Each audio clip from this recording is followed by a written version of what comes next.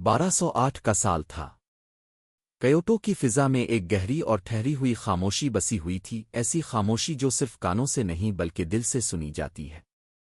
لوگ کہتے تھے کہ خاموشی بھی ایک زبان ہے، اور جو اس زبان کو سمجھ لے وہ اپنے اندر چھپے سوالوں کے جواب پا لیتا ہے۔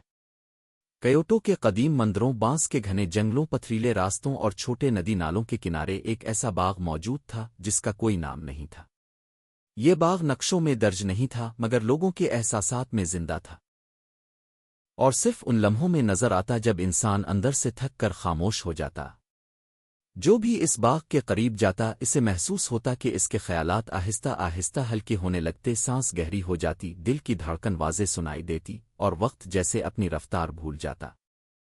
پرندے اوپر سے گزرتے مگر باغ کے اندر داخل نہ ہوتے، اور ہوا کنارے تک آ کر رک جاتی تھی۔ بانس کے پتے ہلکی سرسراہٹ کرتے مگر آواز پیدا نہ کرتے۔ باغ کے بیچوں بیچ ایک تالاب تھا جو کسی بھی چیز کا عکس نہیں بناتا تھا، نہ آسمان، نہ درخت، نہ انسان۔ ایسا محسوس ہوتا تھا جیسے وہ سب کچھ دیکھ رہا ہو مگر کچھ واپس نہ کر رہا ہو۔ تالاب خاموشی کی طرح تھا، سب کچھ سن رہا مگر کچھ کہہ رہا نہیں۔ پانی کی سطح ہلکی ہلکی روشنی جذب کرتی اور چھوٹے چھوٹے قطرے جیسے لمحے کے جزو بن جاتے۔ قریب کے مندر میں ایک نوجوان راہب رہتا تھا جس کا نام آرین تھا۔ وہ کم بولتا مگر گہری باتیں سنتا تھا۔ آرین اکثر اس باغ میں بیٹھتا، نہ دعا پڑھتا نہ منتر دہراتا، بس خاموشی کے ساتھ بیٹھ کر اپنے وجود کو ہلکا ہونے دیتا۔ اس کی موجودگی باغ میں شامل ہو جاتی، اور ہر سانس کے ساتھ اس کے اندر کی ہر سوچ تالاب کی سطح میں گھل جاتی۔ دن گزرتے، راتیں آتی اور خاموشی مزید گہری ہوتی۔ آرین نے محسوس کیا کہ باغ میں وقت کی رفتار بدل جاتی ہے، کبھی لمحے لمبے لگتے اور کبھی گھنٹے پلک جھپکتے گزر جاتے۔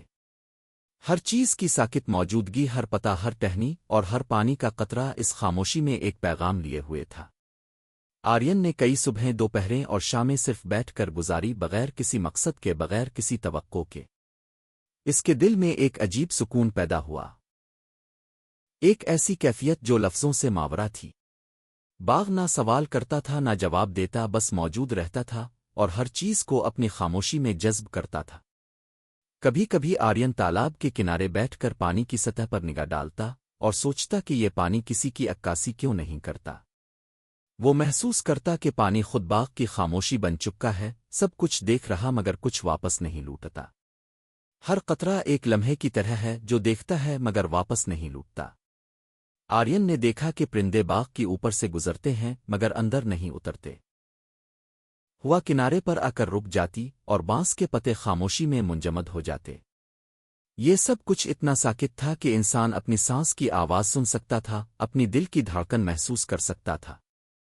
ایک دن آرین نے محسوس کیا کہ باغ نے اسے اپنی موجودگی میں مکمل طور پر شامل کر لیا ہے۔ وہ جو بھی سوچتا باغ میں گھل جاتا، وہ جو بھی محسوس کرتا باغ میں جذب ہو جاتا۔ وہ خود بھی خاموشی بن چکا تھا اور اس کے اندر کی تمام شور مٹ چکی تھی۔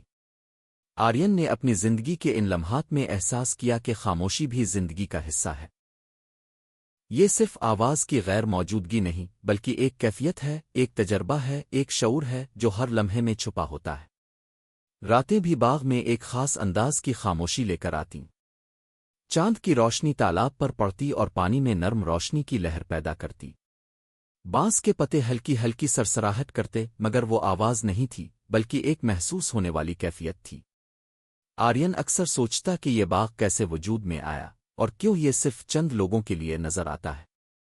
شاید یہ باغ ان کے لیے تھا جو اپنی زندگی میں بہت شور سن چکے تھے، جو اپنے دل کے اندر کے جذبات کو سمجھنا چاہتے تھے۔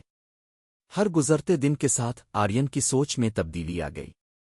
وہ زیادہ کم بولنے لگا مگر جو باتیں وہ کہتا ان میں وزن اور معنی پیدا ہو گئے۔ لوگ اس سے سوال کرتے تو وہ صرف مسکرا دیتا اور خاموش رہتا۔ خزاں کے دن آئے، پتے گرے اور ہوا میں سردی چھا گئی۔ باغ کی خاموشی ایک نئی کیفیت اختیار کر گئی۔ پتوں کی سرسراہٹ اور ہوا کی نرم حرکت بھی اس خاموشی کا حصہ بن گئی۔ ایک دن آرین نے محسوس کیا کہ باغ کی موجودگی بدل رہی ہے۔ تالاب کا پانی اتنا ساکت ہو گیا کہ وہ اپنے آپ کو اس میں دیکھ سکتا تھا، مگر اس عکاسی میں صرف اس کا جسم نہیں بلکہ اس کا وجود، اس کی سوچیں اور اس کے جذبات بھی شامل تھے۔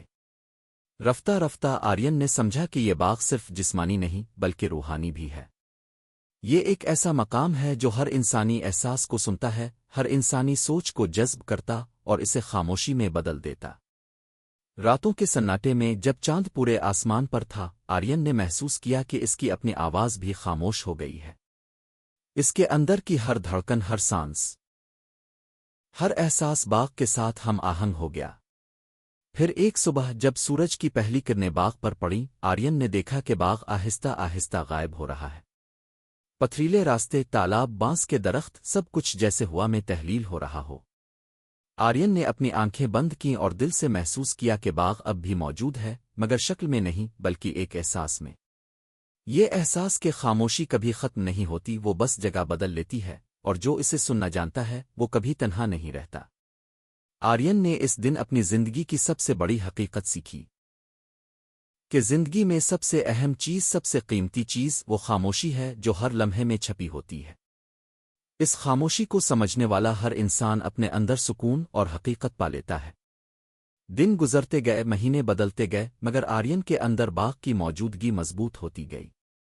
وہ ہر لمحے، ہر سانس، ہر احساس میں باغ کی خاموشی کو محسوس کرتا رہا۔ اس نے جان لیا کہ باغ کی طاقت صرف اس کی جسمانی موجودگی میں نہیں بلکہ اس کے اندر موجود ہر جذبے، ہر سوچ اور ہر احساس میں ہے۔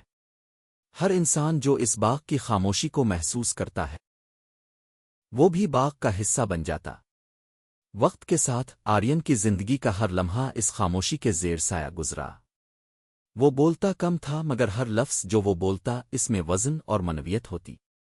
ہر عمل، ہر دیکھنے کا انداز، ہر قدم، سب کچھ خاموشی کی گہرائی میں ڈوبا ہوا تھا۔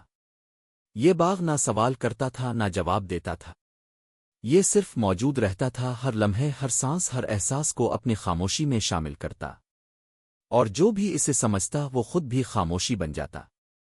بادشاہتیں، شہروں کے شور، بازاروں کی ہلچل، سب کچھ دور محسوس ہوتا۔ باغ کے اندر ہر چیز کی اپنی رفتار تھی، ہر لمحے کی اپنی شدت تھی اور ہر خیال کی اپنی آواز۔ یہ ایک ایسی دنیا تھی جو وقت کی گرفت سے آزاد تھی مگر ہر لمحے میں زندگی کی گہری حقیقت سموئی ہوئی تھی۔ آرین نے دیکھا کہ خاموشی بھی ایک زندہ وجود ہے جو ہر سانس میں موجود ہے، جو ہر سوچ میں موجود ہے اور جو ہر دل کو اپنی موجودگی کا احساس دلاتی ہے۔